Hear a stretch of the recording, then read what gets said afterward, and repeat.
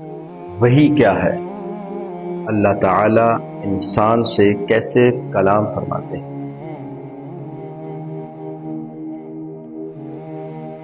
الحمدللہ رب العالمین والصلاة والسلام علی سیدنا محمد خاتم النبیین وعلی آلہ واصحابہ اجمعین، اما بعد، اعوذ باللہ من الشیطان الرجیم، بسم اللہ الرحمن الرحیم۔ میرے عزیز بھائیوں، بہنوں اور بزرگوں، السلام علیکم ورحمۃ اللہ۔ گزشتہ قسط میں ہم نے قرآن کے آغاز اور پہلی وحی کے تاریخی لمحے کے بارے میں گفتگو کی تھی۔ آج ایک بہت بنیادی سوال سمجھتے ہیں، وحی آخر کیا ہوتی ہے؟ ہم عام زندگی میں کہتے ہیں کہ اللہ تعالیٰ نے فلاں بندے کو ہدایت دی، فلاں بندے کے دل میں یہ بات ڈال دی، یہ خیال ڈال دیا، کہ کسی معاملے میں سمجھ عطا فرمائی۔ لیکن وحی نبوت اس سے بالکل مختلف اور ایک خاص حقیقت ہے۔ وحی وہ ذریعہ ہے جس کے ذریعے اللہ تعالیٰ اپنے منتخب کیے ہوئے نبی کو اپنی طرف سے پیغام عطا فرماتے ہیں تاکہ وہ اسے لوگوں تک پہنچائے۔ قرآن خود بتاتا ہے کہ اللہ تعالیٰ انسان سے کس طرح کلام فرماتے ہیں۔ سورۃ الشورى آیت نمبر 51، وما كان لبشر ان يكلمه الله الا وحيا او من وراء حجاب او يرسل رسولا فيوحي باذنه ما يشاء۔ کسی انسان کے لیے یہ ممکن نہیں کہ اللہ اس سے براہ راست کلام کرے مگر وحی کے ذریعے، یا پردے کے پیچھے سے، یا کوئی فرشتہ بھیجے، پھر وہ اللہ کے حکم سے جو اللہ چاہے وحی کرے۔ اس آیت میں اللہ تعالیٰ نے وحی کے مختلف طریقے بیان فرمائے۔ قرآن کے نزول کا سب سے معروف ذریعہ حضرت جبرائیل علیہ السلام۔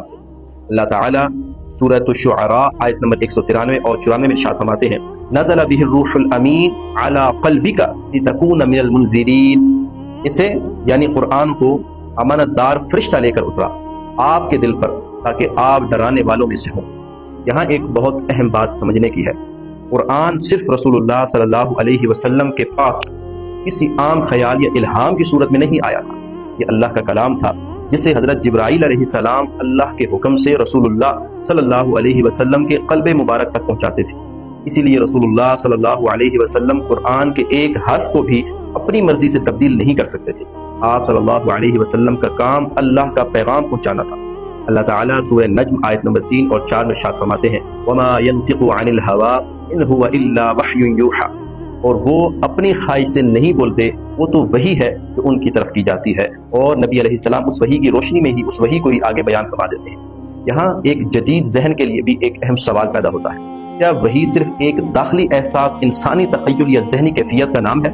اگر ایسا ہوتا تو قرآن کا دعویٰ محض ایک شخص کا ذاتی تجربہ ہوتا، لیکن رسول اللہ صلی اللہ علیہ وسلم نے قرآن کو اپنی طرف منسوب نہیں کیا بلکہ ہمیشہ اسے اللہ کی طرف منسوب فرمایا، اور قرآن میں بار بار یہ اعلان موجود ہے، یہ اللہ کی طرف سے نازل ہوا ہے۔ یہی وہ بنیادی فرق ہے جو نبوت کی وحی کو عام انسانی الہام، خیال یا وجدان سے ممتاز کرتا ہے۔ میرے عزیزوں، آج انسان معلومات حاصل کرنے کے لیے انٹرنیٹ استعمال کرتا ہے۔ کسی سوال کا جواب چاہیے تو سرچ انجن کھول لیتا ہے، لیکن انسان کے سب سے بڑے سوالات ایسے ہیں جن کا جواب کسی تجربہ گاہ سے نہیں مل سکتا۔ میں کہاں سے آیا ہوں؟ مجھے کیوں پیدا کیا گیا؟ موت کے بعد کیا ہوگا؟ اچھائی اور برائی کا آخری معیار کیا ہے؟ زندگی کا اصل مقصد کیا ہے؟ یہاں وہی انسان کی رہنمائی کرتی ہے۔ عقل بہت بڑی نعمت ہے، لیکن عقل کے سامنے بھی حدود ہے۔ آنکھ بہت کچھ دیکھ سکتی ہے مگر ہر چیز نہیں، کان بہت کچھ سن سکتے ہیں لیکن سب کچھ نہیں۔ اسی طرح عقل بہت کچھ سمجھ سکتی ہے مگر غیب کی دنیا تک خود بخود رسائی حاصل نہیں کر سکتی۔ مرنے کے بعد اس کے ساتھ کیا معاملہ پیش ہوگا اس کو نہیں ناپ سکتی، نہیں اخذ کر سکتی، نہیں سمجھ سکتی۔ اسی لیے اللہ تعالیٰ نے انسان کو عقل بھی دی ہے اور وحی بھی۔ عقل راستہ تلاش کرتی ہے اور وحی منزل کا صحیح تعارف کراتی ہے۔ میرے عزیز بھائیوں، بزرگوں اور دوستوں، یہی وجہ ہے کہ قرآن ہمارے لیے صرف ایک قدیم کتاب نہیں بلکہ اللہ کی طرف سے آنے والی وہ ہدایت ہے جس کے ذریعے انسان اپنے رب کو پہچانتا ہے، اپنے مقصد زندگی کو سمجھتا ہے اور آخرت کی تیاری کرتا ہے۔ آج تنہائی میں بیٹھ کر اپنی زندگی کے 3 بڑے سوال لکھیں جن کا جواب آپ واقعی ہی جاننا چاہتے ہیں، پھر قرآن سے ان سوالات کے جواب تلاش کرنے کا آغاز کریں، کیونکہ قرآن صرف یہ نہیں کہتا کہ مجھ پر ایمان لاؤ، وہ انسان کو دعویٰ دیتا ہے کہ سوچو، سمجھو، غور کرو اور پھر حق کو پہچانو۔ اللہ تعالی ہمیں وحی کی حقیقت کو سمجھنے، قرآن کی قدر کرنے اور اللہ کے کلام کو اپنی زندگی کی رہنمائی بنانے کی توفیق عطا فرمائے۔ آمین یا رب العالمین۔